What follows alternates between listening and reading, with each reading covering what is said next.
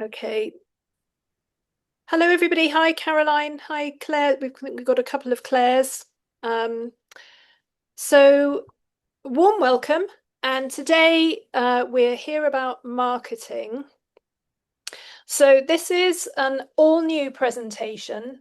Um, it's pulling together themes and theories that I have been working on piecemeal in different places, but this is the first time I've put them all together in a single presentation. Now, I would say that this presentation, there's a lot going on, and this is more something to inspire you and to provoke your thinking, and hopefully for many of you, it will confirm what you're doing.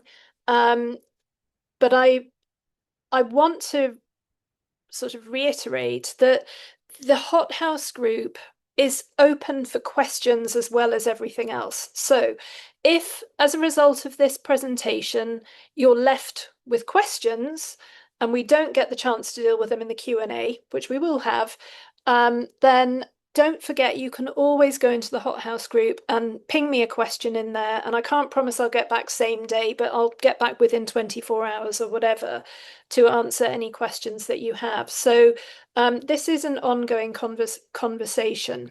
So I'm going to share the presentation, which I hope you can see. Janet, you're my top. Can you see that? Okay.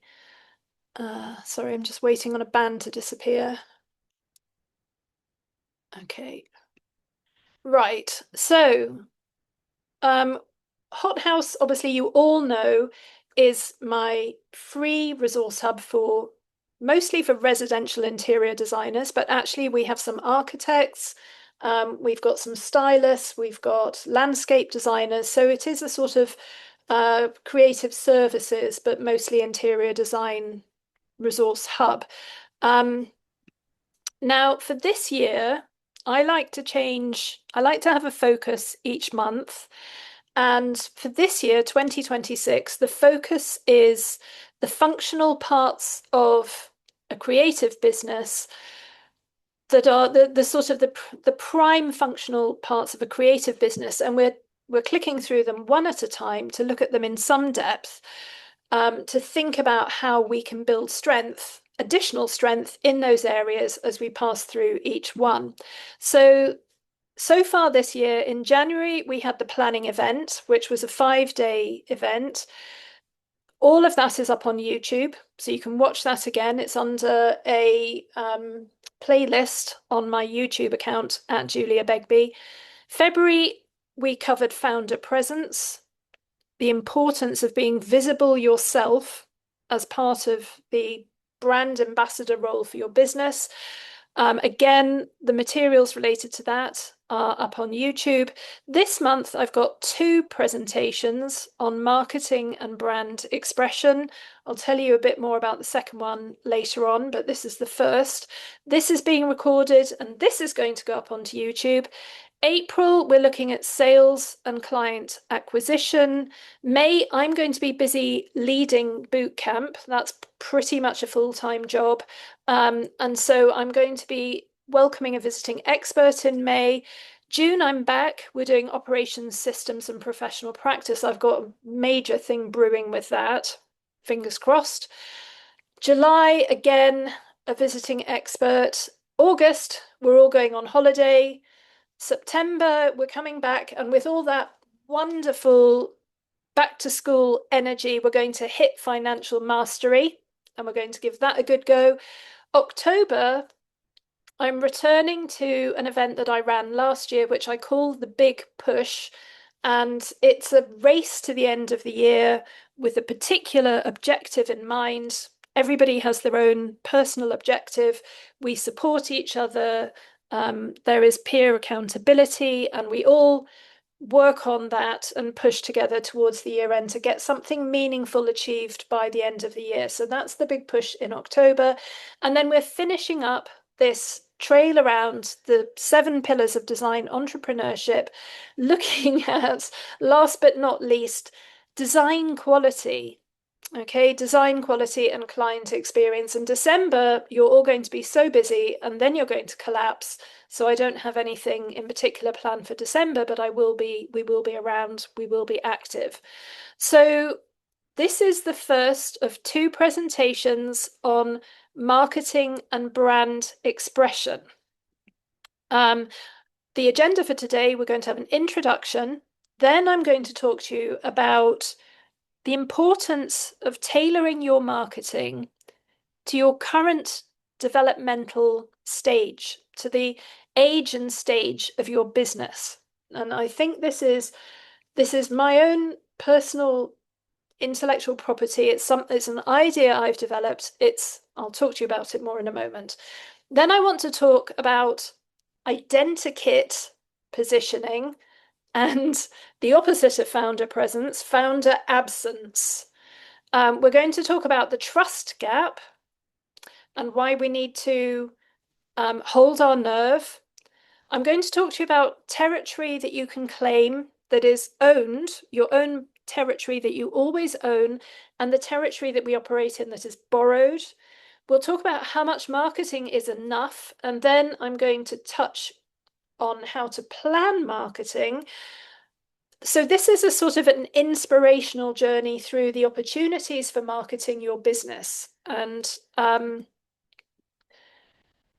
it's inspired partly by the frustrations that I hear over and over again in my conversations with interior designers who tell me that they get frustrated by clients who are less interested in design excellence and more interested in negotiating a deal, negotiating discounts, getting the price down.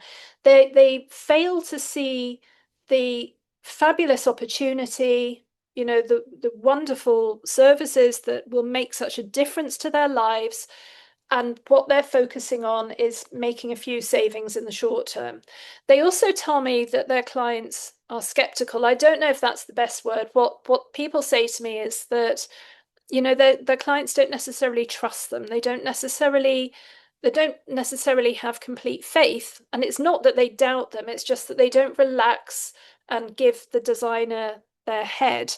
And when I say they're disrespectful, I don't mean that in any kind of active way. I just mean that they don't value, they don't respect the professional skills of the designer who's working with them. So these are the common frustrations that I regularly hear from my clients. And I have to say that it's possible to solve all of these through marketing. So marketing issues might be the reason why you're having these experiences. So I want to talk to you, and I know some of you, you've been around for a while, you'll have heard all of this before.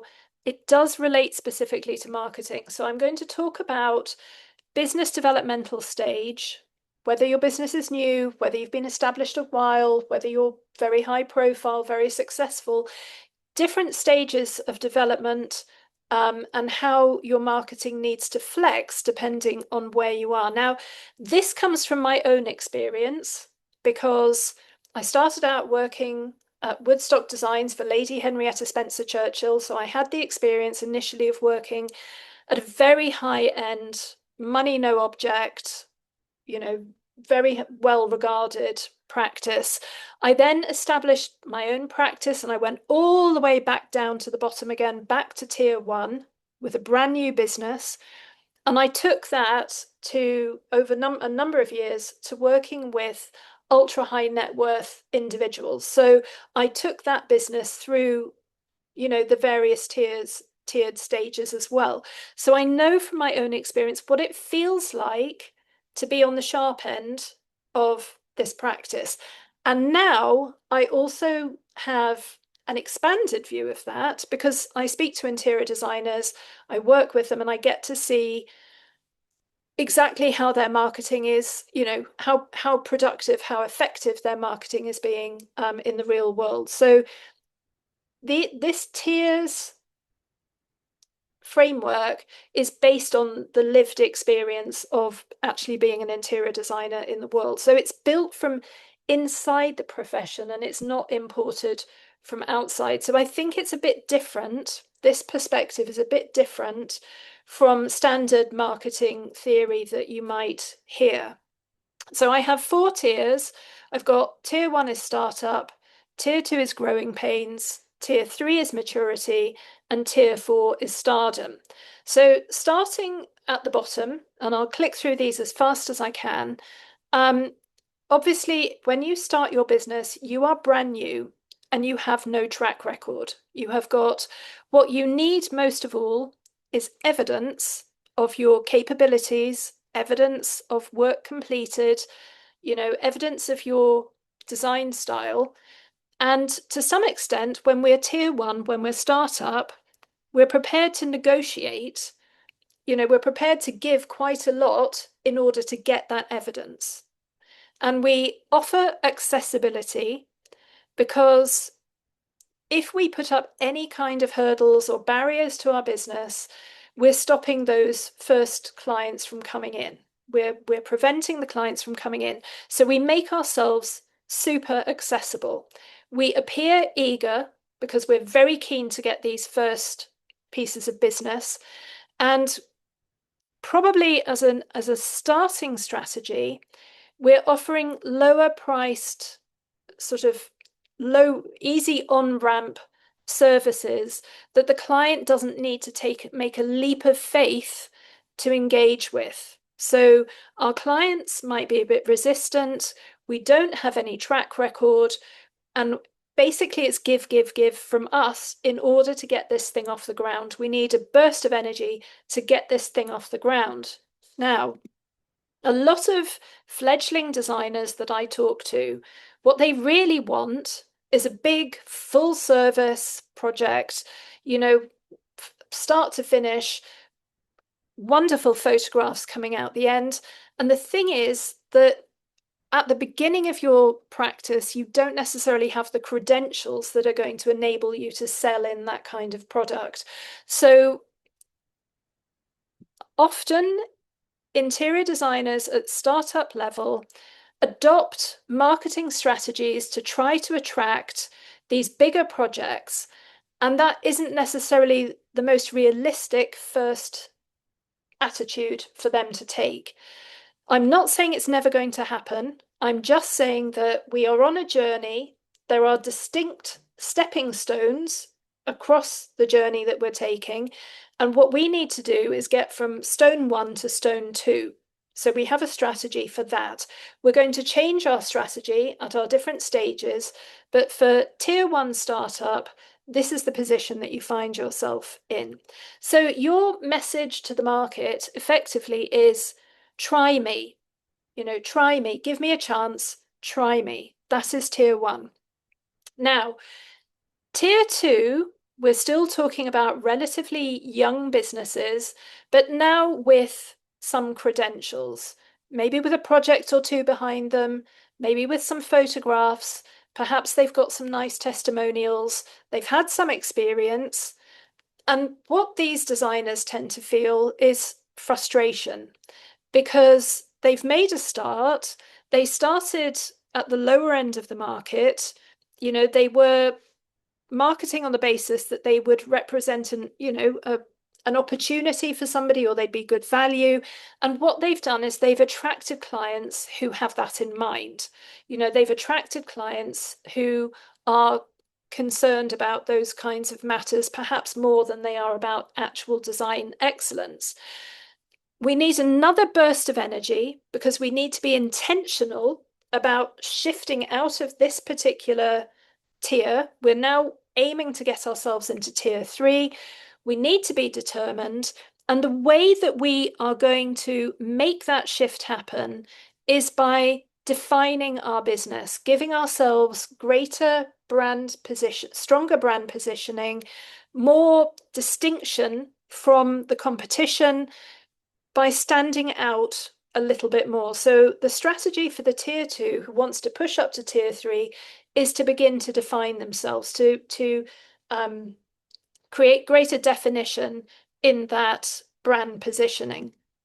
So tier two wants a client to actively choose them. They want the client to see the competition and to think that looks best. I'm most interested in that. So it becomes the client is choosing them. Okay, now tier three is very different again. Now we're talking about established businesses, good going businesses with credibility, with credentials. The designer running this business really ought to feel proud because, they've survived this far, they've made a good go of it, they're earning decent money, they have clients who respect them, they offer transformation. So they are actually doing something meaningful for their clients, and the clients know this. They appear professional, they are professional. And the big question that arises within tier three is, what do I do next? So in tier three, the designer starts thinking, because they've got a good business, they don't have to move it. They could make the most of what they've got, or they might decide that they want to see how far they can go, to see how big or influential this business could get. And it's about making a decision about whether or not they want to push on up to tier four. And it's absolutely valid decision to choose to stick at this point. So again, tier three, the clients are choosing the designer. They are aware of the competition, but they want to work with that particular designer. It's an active choice on the part of the client.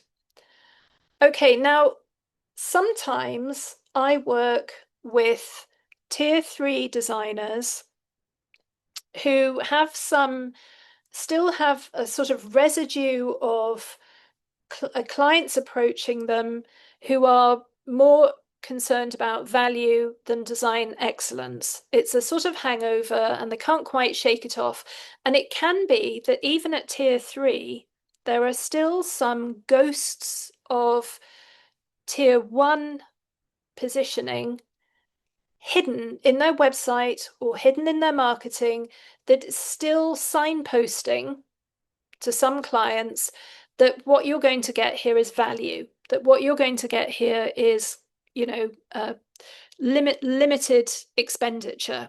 And so even at tier three, if if you still feel like you're attracting the wrong kind of attention, it can be that you've still got some of these ghosts, these vestiges of previous marketing iterations latent somewhere within your marketing materials. Okay, so then we move on to the final level, the top level, and the top level is tier four and it is Stardom. Now, tier four and tier one are as far apart as you can possibly get. Tier four is it's like a phase change. It's like I said previously, it's like when ice turns to water and water turns to steam, it's still the same product, H2O, but it's in such a different state as to be unrecognizable. And that is the difference between practice at tier one and practice at tier four. So tier one designers adopting tier four strategies is not going to work. Tier four designers going with tier one strategies, they are so far apart, this doesn't work. So at this stage, the designer should feel, or most of the time they should convince themselves that they feel supremely confident. They offer their clients exclusivity. They appear elevated and distinctive. They are very distinctive. And for them, their attitude needs to be that the sky is the limit. And this is the ultimate tier of interior design practice. So at this level, your clients, to some degree, earn the right to work with you. Now, if I were to approach a tier four design practice, it's really unlikely I'd be able to speak to the lead designer. There would be a gatekeeper, there would be somebody filtering at the gate, and I might discover that this practice is actually very busy and the next opening that they have for a client is going to be in 6 months' time. So we're talking about a completely different messaging, a completely different way of positioning yourself. Tiers 1, 2, 3, and 4. So my main message here is that marketing is not just about channel. It's not just about, should I be on Instagram? Should I be on LinkedIn? Should I be networking? How am I getting to the market?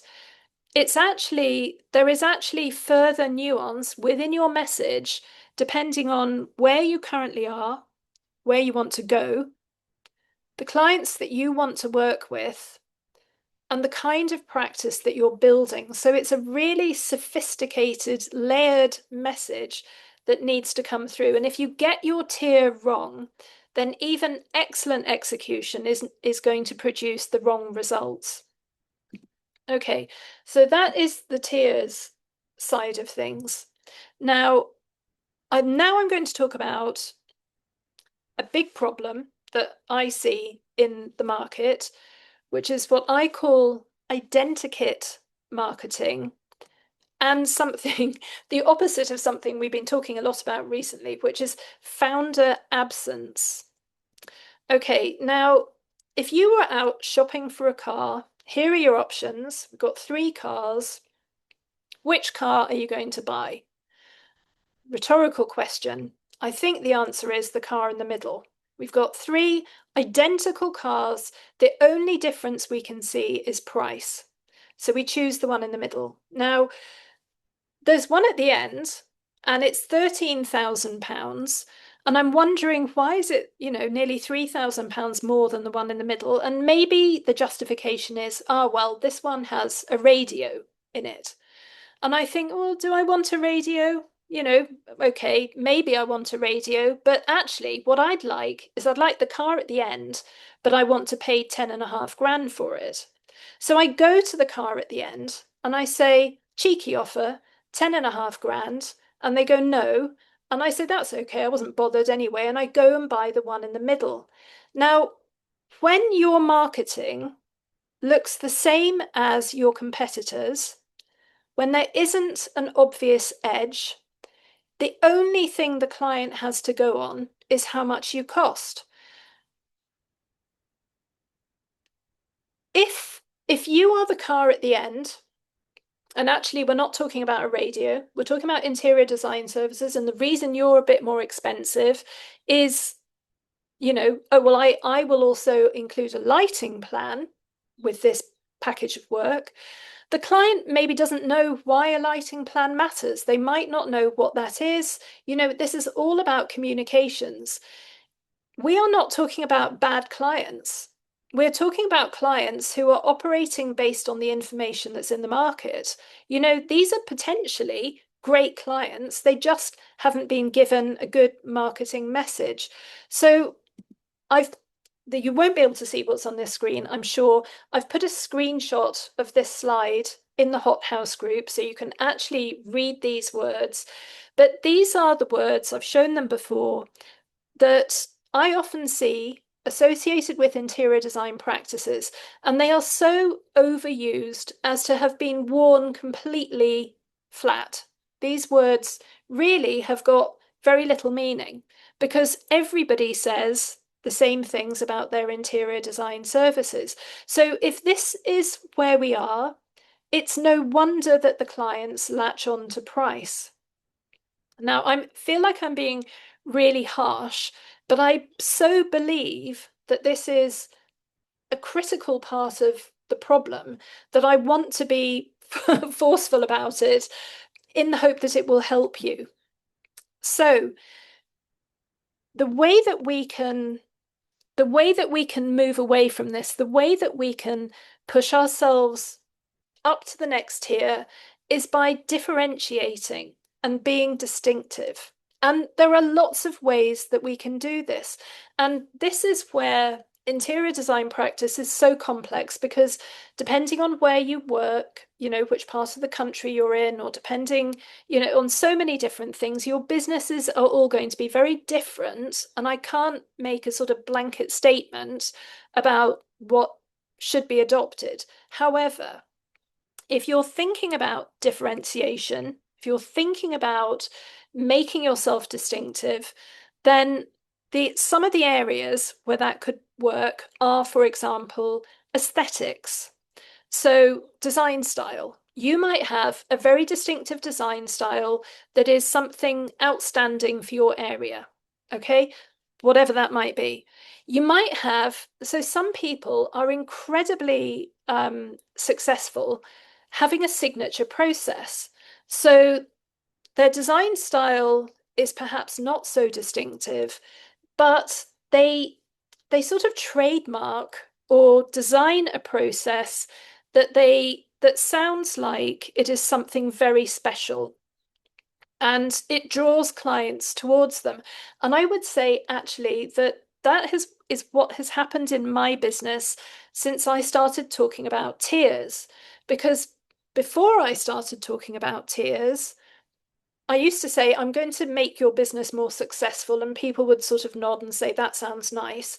But now I actually have designers approach me and say, I'm a tier two designer, I want to be tier three. So I've created a signature process, and in doing that, I've drawn people in. And I see interior design practices and architecture practices using proprietary language around their process that they promote really, really strongly, so the client thinks they're getting something special, and they can be distinctive because of their process. You could be distinctive because you specialize in a particular stage or type of clientele. So you work with a particular group of people and you specialize with that group of people. So, for example, it could be families with kids, the youngest of whom is 13 years old. They no longer jump on the sofa in their football boots. It's time to have a nice house. I work for families at this very specific stage of the life cycle. So you can be very specific about the type of clientele that you work with. You might have a philosophy. You might have a distinct positioning about what you think interior design should or shouldn't be, and you nail your colours to the mast with that. Or you might have a specialism. You might have a particular flair for colour or lighting or accessibility or sustainability or regenerative reuse or whatever it is.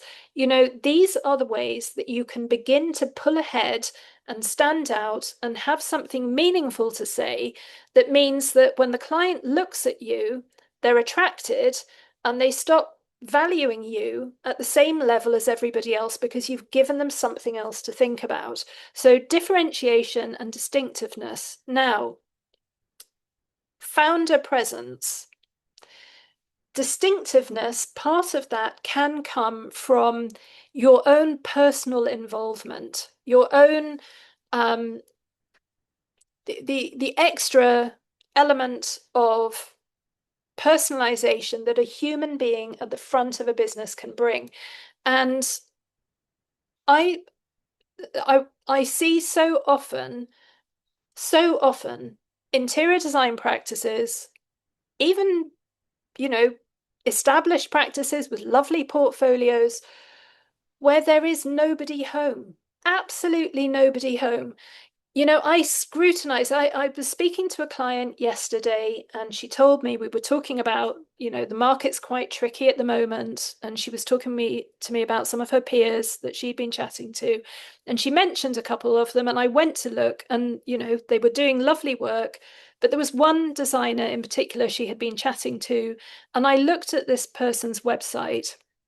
I have no idea who runs this business. I haven't got the first clue. I don't know if it's a man or a woman. I don't know if they have anything to say about design. There is literally nobody home.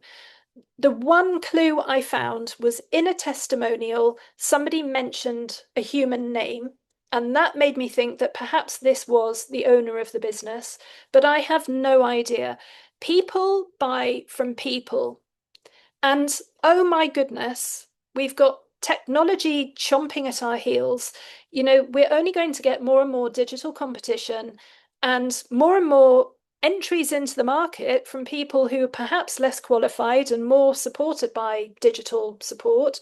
And we need to be the founder present within our business who's helping us to connect with our clients.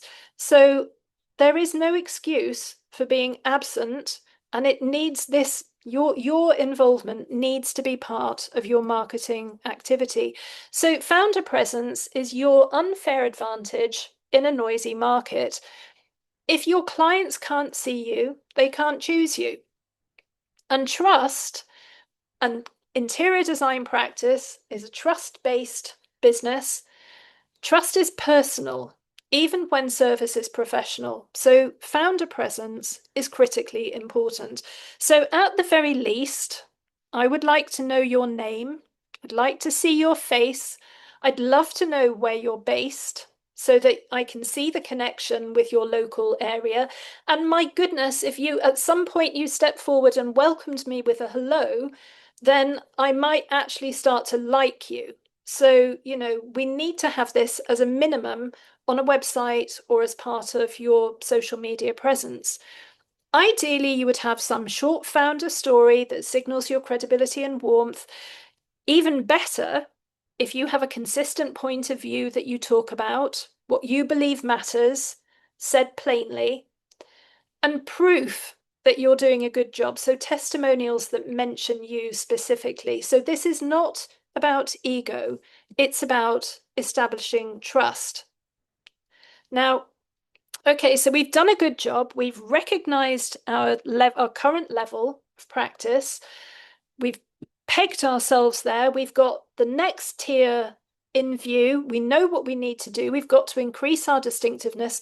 We're doing a fabulous job. We've got it cracked. We're out there hustling, visible. And yet the clients are still not clicking in. It it could be something to be aware of that you have too many services.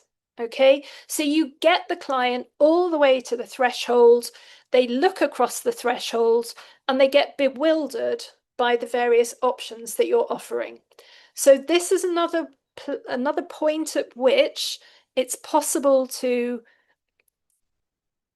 delay. Your client delays, and in delaying, maybe they don't come back. So we need to make sure that the services that we offer to the clients at the point that they discover them are pitched perfectly for that client, and we don't have too many different options. That can be another fatal flaw that can sort of destroy your marketing.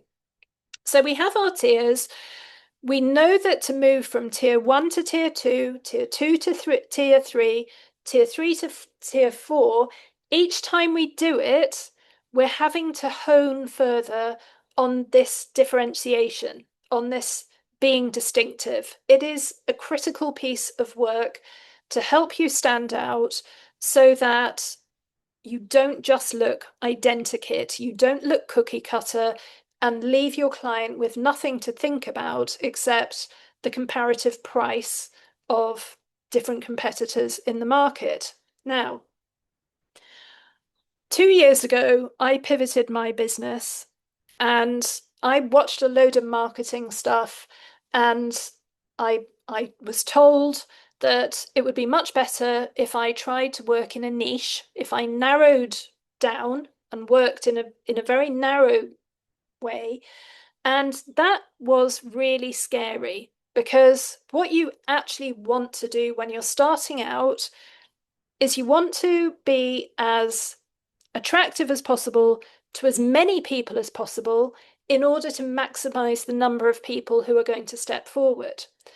But in order to do that, you have to be quite bland. You can't afford to be distinctive because the minute you start being distinctive, you start turning some people off.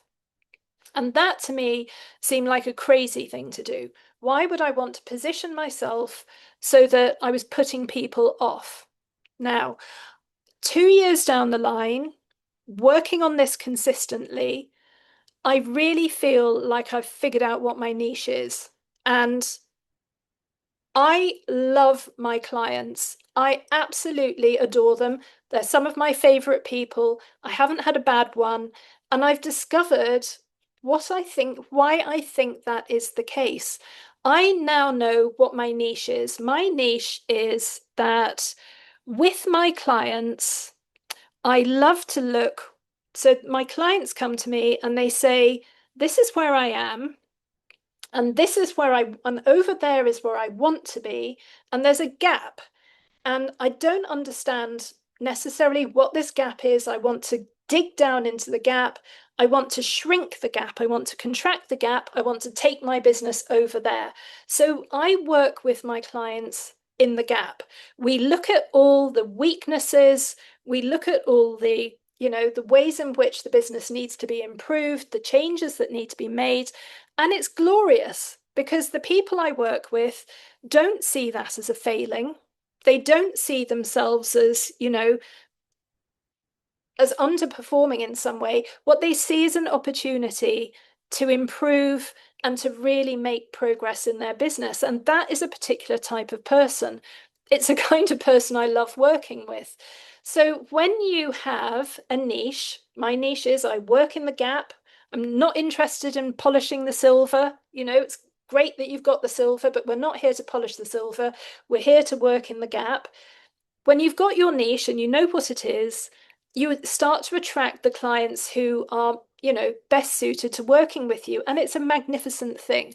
So don't worry about becoming distinctive and what that's going to do to your market, because chances are it's actually going to make everything better, is my message about the niche.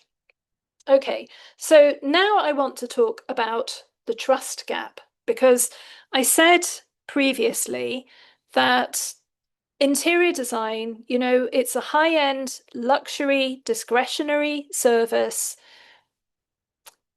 Your clients have to trust you before they engage with you. And you start your marketing from zero. You have no presence, you didn't exist, and then all of a sudden you do, and you have to start creating awareness.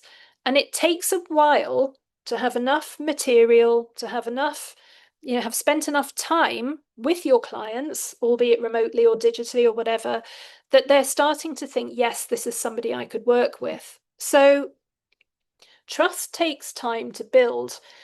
Now, I used to be really nervous about saying this because I used to be really nervous about saying to my clients, the marketing that you engage in now could take 6 to 12 months to bear fruit. I used to feel like that was not a message I should deliver. But actually, what I've discovered is when you say to people, look, yes, this is the right approach. Yes, you should commit to it. Get cracking, but don't expect it to deliver in the first quarter.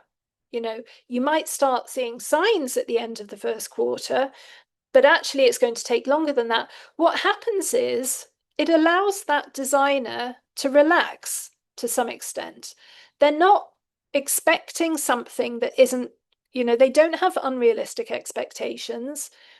They are able to get on with other stuff. And after a month, if it hasn't yet delivered, they don't panic and think about changing tack, or they carry on because they have the expectation that it is going to take a little while for trust to build. So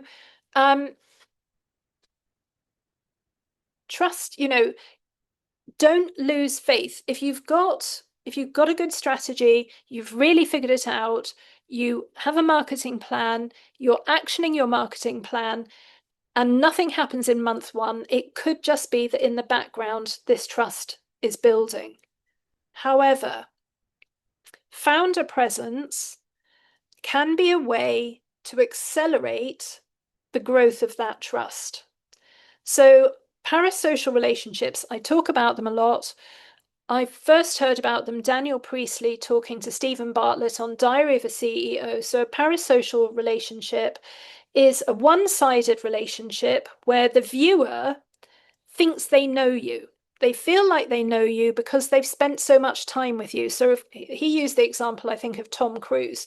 We think we know Tom Cruise. He hasn't got the faintest idea who we are. He doesn't know we exist.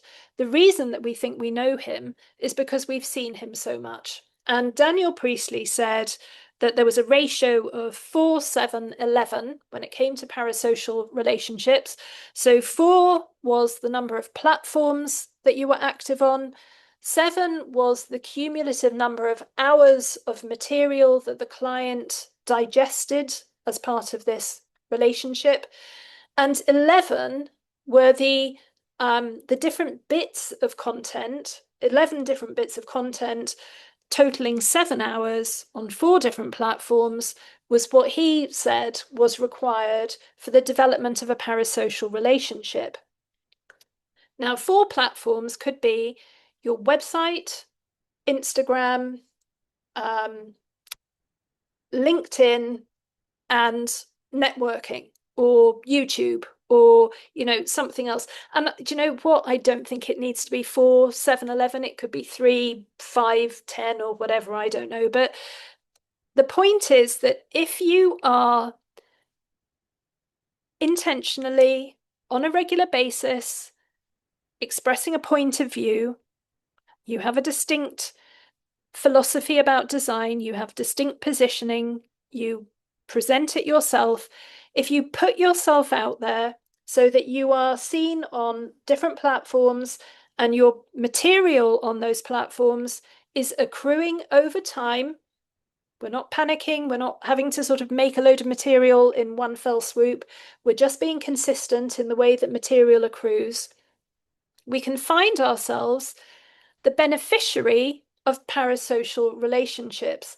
And again, I do want to reference my own experience because just recently I have, I mean, my first, when I, last year when I launched Hot House, I said I was going to do it for a year. And I said I wasn't going to judge it during that year period. So no matter what happened, I would see it through for the year. And if nothing happened, I would see the year out. I'd just do it. Anyway, about nothing happened for about 8 months. I mean, literally, I did it for 8 months and nothing happened.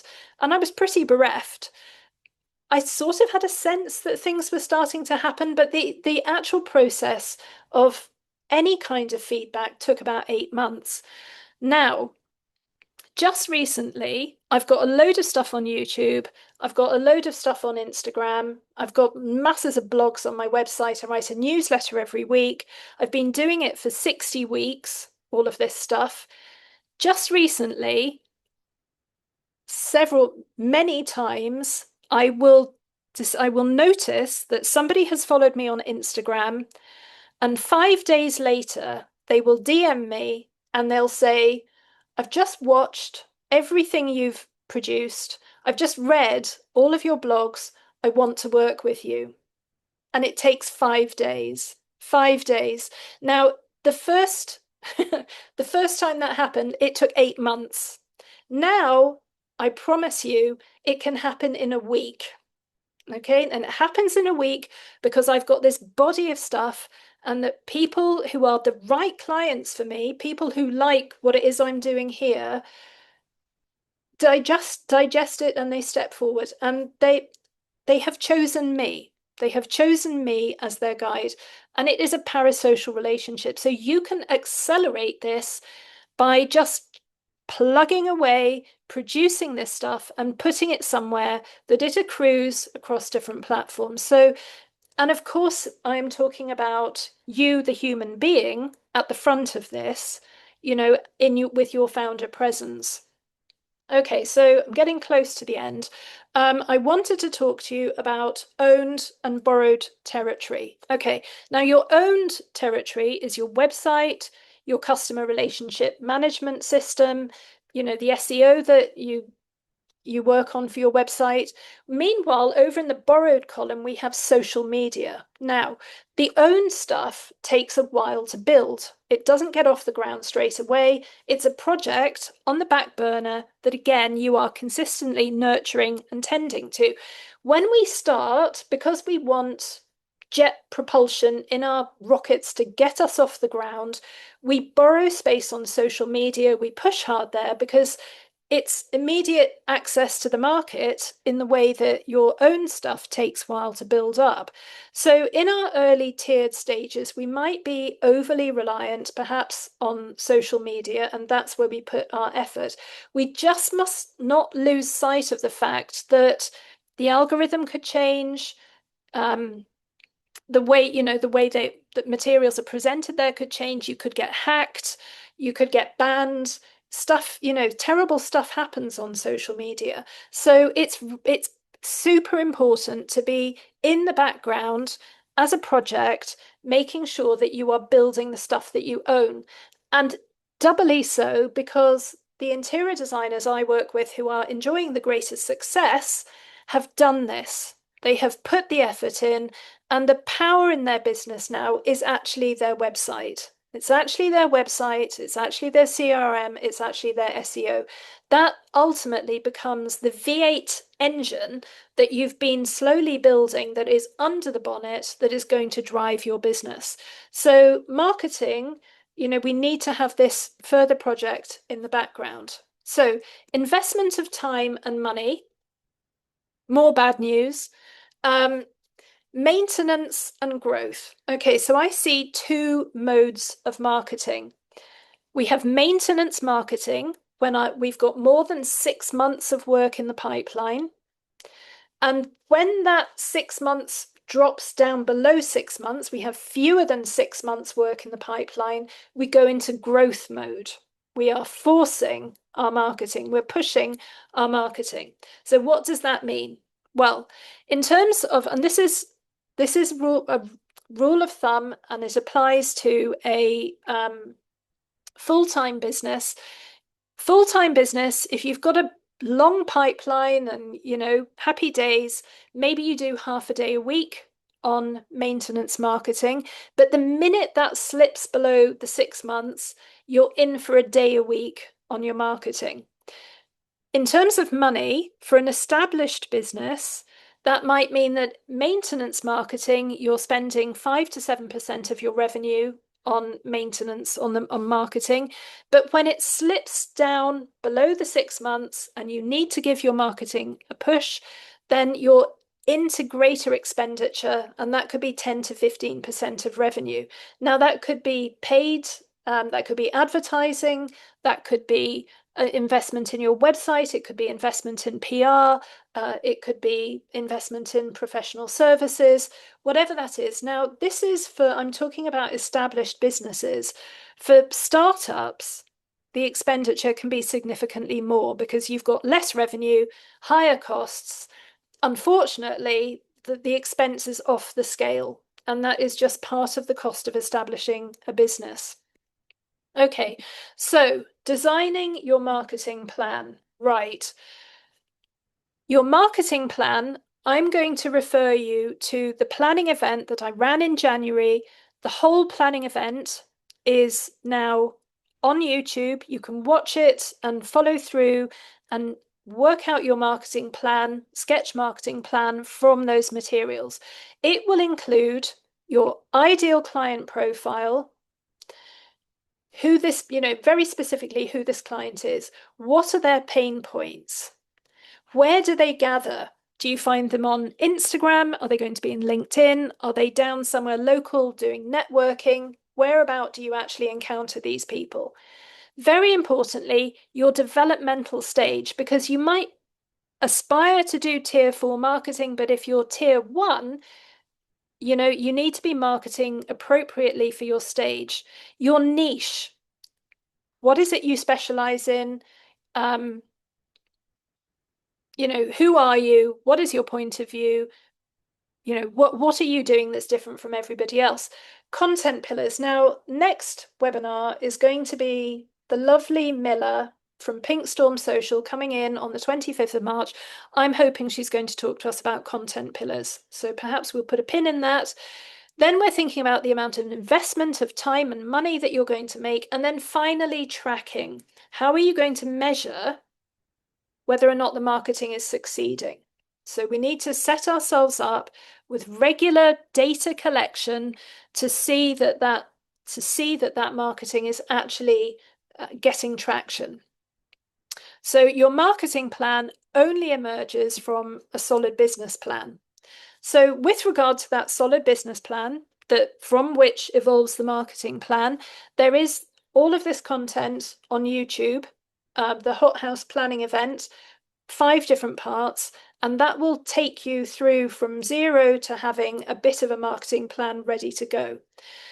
Obviously, this is what I specialize in. This is what I do.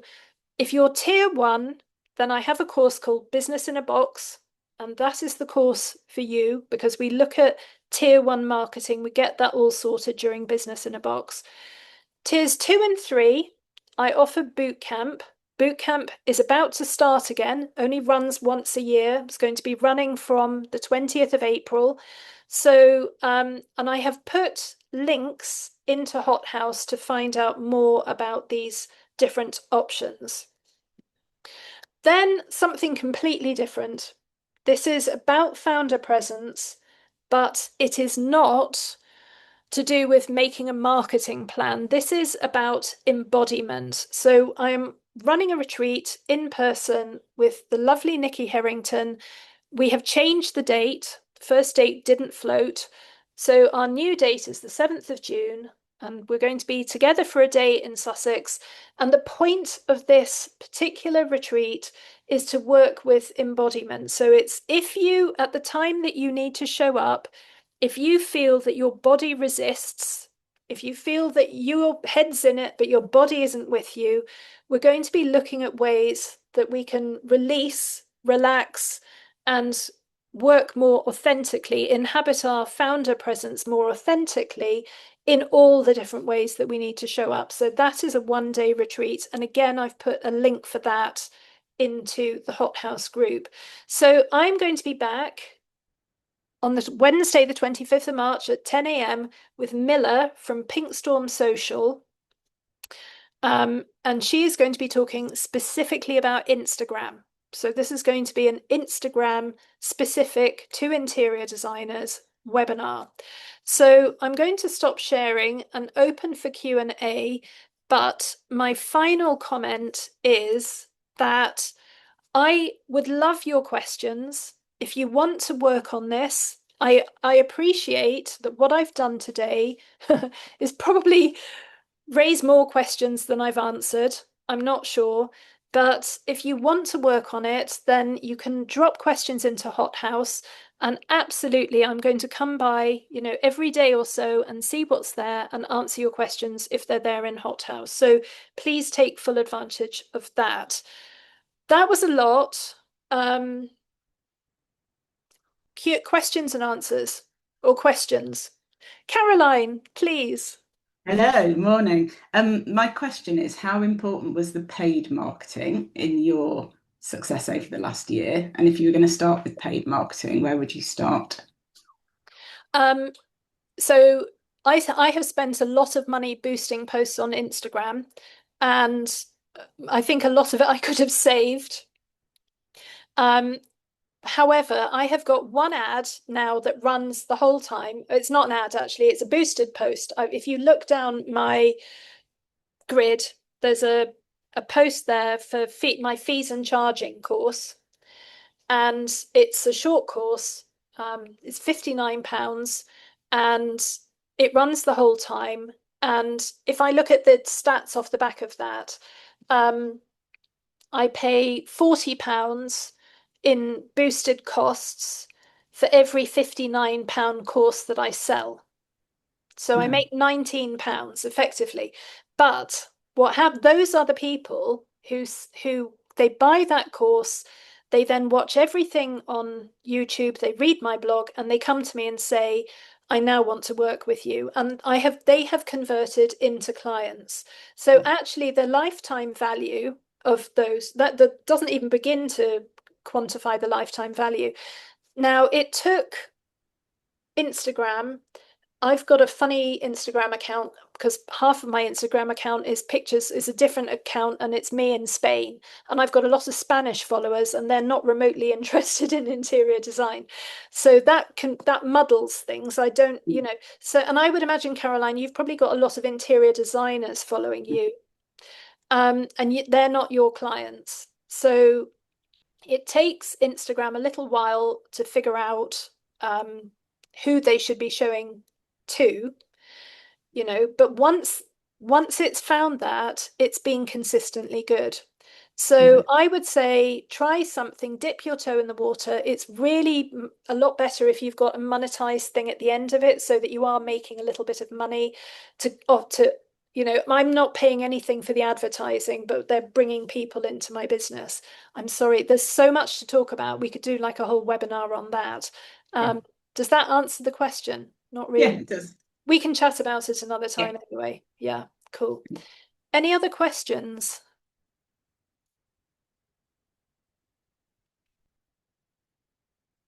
No? Oh dear. Um, okay. I think I would love feedback. I think it's a lot. It's probably been an awful lot to cover in a very short space of time. I'm not sure. I would be delighted to expand on this. If you tell me what would be useful, okay, so go into Hothouse and tell me what you need, tell me what would be useful, how we could expand on this, what needs developing. Let me know and I will do it. Um, and if, yes, Caroline, yes. I'll ask another one. I've always got Yes, questions. thank you. You had a slide on differentiation and distinctiveness, and there were quite a few elements on there. And I kind of thought, I feel like I could fit into a number of them or differentiate myself on a number of them. So there was, your aesthetics, your signature process, your clientele, philosophy. Do you have to be careful to not choose too many things to differentiate yourself on? Or if actually you genuinely do differentiate on those different points, because almost it's the same person that's got those different angles. Does that make sense? Yeah. The latter. So I I think you have a distinctive style, you have a niche that you work in, you have a particular point of view. You can't help it. It's who you are, it's how you come Yeah. across, and it's very attractive. It's very attractive to the right person. So you should be yourself, be very clear about who you are so that you can express what that is with clarity, um, and be true to that and be authentic. And you will end up, once that message has had time to, to spread, it's going to attract back the people who are the right clients for you. So yes, if you are that distinctive, I mean, you know, let's not get silly. If after we've filtered out everybody else, there's only one possible client left, then that's too too narrow. But we're not talking about that here. Okay, that makes Okay. sense. Claire, yes.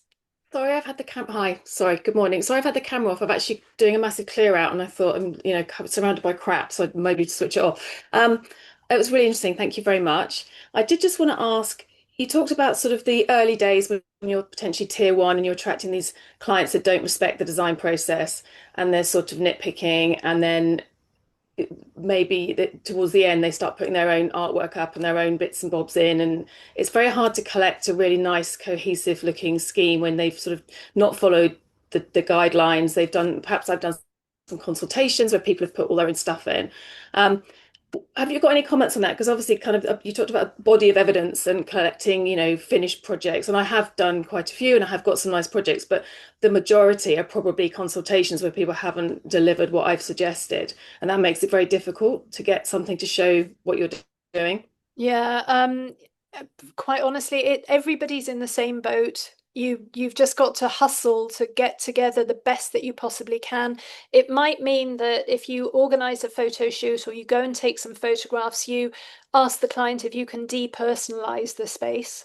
and perhaps move, take photographs. In fact, we did a webinar with Sam Griggs on styling, and she spoke about strategies for that. So take a look at that. But if you just going to have to make the best you can out of the situation. Maybe you take close-up shots or detailed shots of areas that really work, and you have to rely on those. Um, I've got clients now who are creating imagery. In fact, somebody here who's using AI to create imagery, being totally upfront about what they're doing. It's conceptual work that is giving the world a view of what they're capable of, even if they haven't had the opportunity to do it yet. They're not trying to, defraud or pretend that something is what it is. Yeah. I'm really sorry. They're just doing the best that you can. Everybody's in the same boat. Um, I Okay, on do that, think it'd it's be interesting to know what software they're using, because I have actually invested in a couple of platforms of AI to try and do that. And obviously, it's quite directional. You have to say change the wall color to little green bone china blue, and like now change the bed, and then it doesn't always do what you've told it to do, and it doesn't always come back, how you want it to look. But if there's a recommendation from anyone in the group on which particular software they use to do that, that would be really helpful to know if they're happy to share that. Yeah, I know there are people here who would have opinions on that. I think they would be working with Midjourney, and they would be working with Nano Banana Pro would be the Yeah. two. Midjourney's £10 a month. Nano Banana Pro, I don't know, it's like how much is it? 15, 10, 15, £20 a month? I'm not sure. Nano Banana's free anyway to trial in the first instance. So I think those would be your two. Um, Uh-huh. if I get any other information, I'll put that up into Thank the you. Hothouse group for you. Um, yeah, there's I in fact, I'm going to put some links up because I've signed up to do, I mean, I'm AI, I love AI, I use it all the time, but I've actually signed up with Stacey, the intelligent designer, to do her AI course, which I haven't taken yet. So I can't speak to that, but I know that there is a competitor about who I've heard great things about as well. So I'll make sure that I reference those in the Hothouse group too. Kate, yes, you've done some, haven't you? Yeah, I have worked with Stacey. Well, I've done that course that you're going to get, and I highly recommend it. It sort of just weeds out everything that so she's kind of done it and been there. And she also does, she's got the core course, but she also does monthly tutorials that are really up to date. So she's kind of testing everything out constantly and then putting these monthly, and they're like 1 hour sessions that you can kind of work on immediately. So yeah, I definitely recommend that. Yeah. So Kate, what's her name? Stacey? Did you say Stacey She's who? called Intelligent Designer AI. I think she's called yeah. Stacey Thorwart, Okay. Thorwart, I think. Kate Kitchen, do you have anything to say on the matter? Hi. No, sorry, I have been listening, Julia. Morning. As you know, I've set up quite a lot of concept images on my website, and I've actually had to go through and some projects I didn't manage to get them professionally photography done for various reasons. Sometimes it was the client's wishes, sometimes I just didn't follow it up. So I've had to go back and sort of doctor almost those images, but I've been incredibly clear that this was a concept. And then I'm also offering some actual concepts on my website so that people can see what I could do. But I've completely put that in a different category than my portfolio. So I've been using AI for a little while in those two ways now. I've also done Stacey's course. I think it's really good. And I think the value is probably the fact that every month, if you sign up, that she does go into detail into the latest thing, because it just seems that it's moving forward so quickly. Every time I look on Instagram, there seems to be another platform that I'm interested in. That's whether it's video, and it is quite overwhelming, isn't it? Can be quite expensive, and you don't want to be left behind. So someone who's updating their course regularly like that, I think is worth following, definitely. I'd be interested, Julia, who the other person is that you think is. Yeah, I'll let you know, Kate. Yeah, I have seen a few, but somebody recommended her to me the other day, and I made a note, and the recommendation was so glowing. Really? glowing. Yeah. Okay, So I will put that in Hothouse, and I'll also let my groups know as great. well. That sounds good. And just Yeah. for the record, I've been using Midjourney, Nano Banana Pro and 2. And yes, it's frustrating. But you know, where you think where we were even a year ago, it's incredible. And I think it's an amazing tool for us as designers to be able to show what we can do, and to illustrate things quickly for a client. I have a small new project, Julia, which I'm very happy about. And one of the things they've come to me for is that because they want visuals. And now the world's very different, isn't it? I'm not thinking they need big professional CGI renderings, which I could send off and do from a SketchUp model. Actually, in this case, it's quite sort of illustrative. So I'm thinking in my head at the moment, what am I going to use exactly to do that? But there's a lot of options out there that are quite quick and low cost now. So, you know, it is opening up a different type of client perhaps as Yeah. well. And Yeah. Kate, I have to say the work you have done is absolutely gorgeous. Oh, It, thank you know, you. it's another level really. It just sort of shows you that all of the bad mouthing around AI, there are Yeah, actually good stories around it as well. So totally, yeah, totally. I do need to work on my editing skills. Every time I look at an image I've created, I'm like, oh, I missed something there. But it's time consuming, isn't it? You yeah, know, yeah. But anyway, thank you, Julia. It was a really interesting no webinar. problem. Justine, have you got a question? Hi, sorry, I've also been tidying my studio, but been listening diligently as well. Thank you for a great webinar. It was Kate Vera Create Oh, it was you. who I'm so was, sorry. Yes, I beg your yeah, pardon. no, Carry it's on. fine. Yeah. That was I looked at Stacey Intelligent Designer because that she's been highly recommended, but I preferred Kate Vera Creative, I think it is. Her course is amazing, and she kind of trains you on all the tools along the whole design process, and I found it really useful. Thank you very much. Thank you. Any remaining questions on the marketing front? Caroline? Sorry, I was just going to ask Justine, did she do a paid course with that person? Did she do a paid course? Did you do a paid course with Did them? I? Yes, Yes. yes, I did. It was 300 and something, 390 maybe, or 370. That was with the 30% off. So go listen to her introduction, and then as soon as she finishes her introduction, she gives you, you know, like a discount code, Okay, which you can thank then you. use. But yeah, I mean, it is incredible, and I've gone on from knowing nothing to knowing a lot and being able to apply it in my process as well. And it's been hugely time saving. Great, thank you. Brilliant. Any questions about marketing? I think we've run over now a little bit, but no? Okay, well, I would love your feedback. Let me know how it has landed. Critical feedback, you know, always looking to improve. And thank you so much for showing up. It's really lovely to have you all here. And we will be back. I mean, I'm going to be in Hothouse anyway. I'm on a massive marketing push myself. You probably know I collect data on my business every week. The numbers in the last 3 weeks have slipped. So I have given myself 5 weeks to turn them around. So I'm on a really major marketing push myself at the moment. I'm very interested to see what 5 weeks of specific action can do. So we'll see that in about 5 weeks' time.